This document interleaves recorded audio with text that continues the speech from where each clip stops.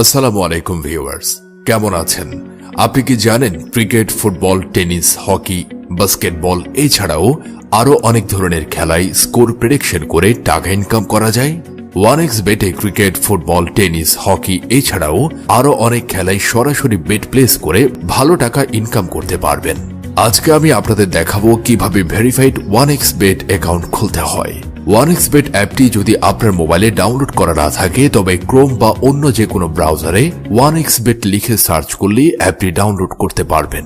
Download করার পর অ্যাপটি ইনস্টল করবেন এবং অ্যাপে প্রবেশ করে আপনাকে নতুন একটি অ্যাকাউন্ট খুলতে হবে। ওপরে দেখতে পাচ্ছেন লগইন ও রেজিস্ট্রেশন, এই দুইটি অপশন দেয়া আছে। এখান থেকে রেজিস্ট্রেশন অপশনে ক্লিক করবেন। দেখতে পাচ্ছেন রেজিস্ট্রেশনের জন্য অনেকগুলো অপশন দেয়া আছে। এইসব অপশনের মধ্যে সবচেয়ে সহজ ও নিরাপদ অপশন হচ্ছে ইন ওয়ান ক্লিক অপশন। তাহলে ইন ওয়ান ক্লিক অপশনটি সিলেক্ট করবেন। এখানে সব ঠিকঠাক থাকবে, শুধু 4 নম্বর ঘরে প্রোমো কোড দিতে হবে যাতে আপনার অ্যাকাউন্ট 100% নিরাপদে থাকে। প্রোমো কোড এই ঘরে লিখবেন BT99। এই প্রোমো কোডটি দেওয়ার ফলে প্রথম ডিপোজিটেই আপনি পেয়ে যাবেন 100% বোনাস। অর্থাৎ আপনি 5,000 টাকা ডিপোজিট করলেই পেয়ে যাবেন আরো 5,000 টাকা এক্সট্রা বোনাস ও ক্যাশব্যাক। তাছাড়া প্রতি শুক্রবার ও সোমবার আপনি যত টাকা ডিপোজিট করবেন তত টাকা বোনাস ও ক্যাশব্যাক পেয়ে যাবেন।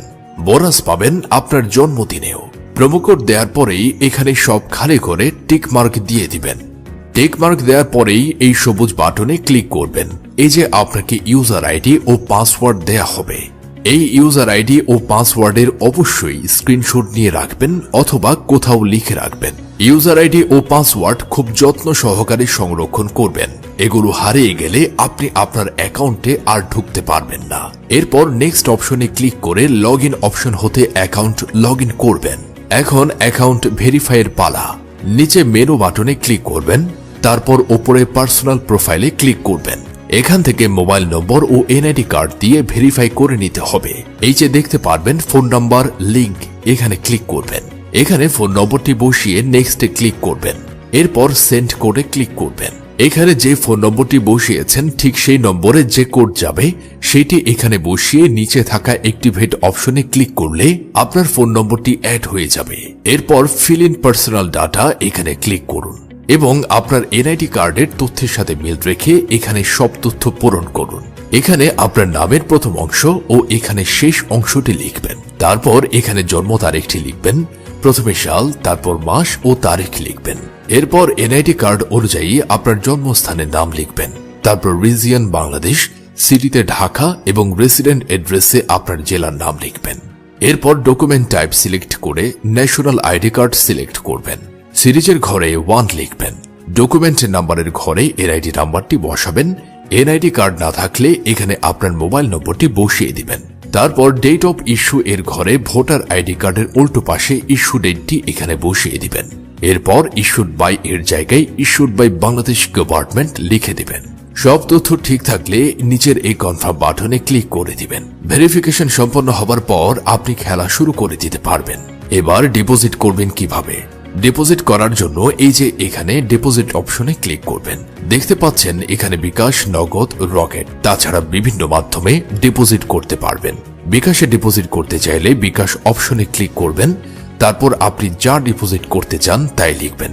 আমি 5,000 টাকা ডিপোজিট লিখলাম। এখানে তাদের বিকাশ এজেন্টের একটা নাম্বার দেয়া আছে। এই নাম্বারে আমাদেরকে ক্যাশ আউট করতে হবে।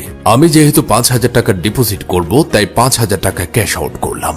ক্যাশ আউট করার পর এখানে একটি ট্রানজেকশন আইডি দেয়া থাকবে। ট্রানজেকশন আইডিটি কপি করার পর 1xBet এর বিকাশের অপশনে চলে যাব।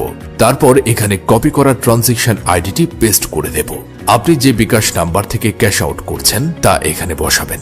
সবশেষে সব ঠিকঠাক আছে কিনা তা দেখে নেবেন। সবকিছু ঠিক থাকলে নিচের কনফার্ম বাটনে ক্লিক করে নেবেন। তারপর এরকম একটি লেখা আসবে, ডিপোজিট রিকোয়েস্ট সাকসেসফুল। 5 থেকে 10 মিনিট অপেক্ষা করুন।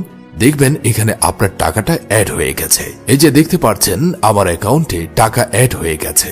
এখন আপনি ইচ্ছে মতো যে কোনো খেলায় বাজি ধরতে পারবেন। বলে রাখি, আপনি যদি 100% বোনাস ও ক্যাশব্যাক পেতে চান তবে অবশ্যই স্ক্রিনে থাকা প্রোমো কোডটি ব্যবহার করবেন। ধন্যবাদ ভিউয়ার্স, ভালো থাকবেন, শুভকামনা।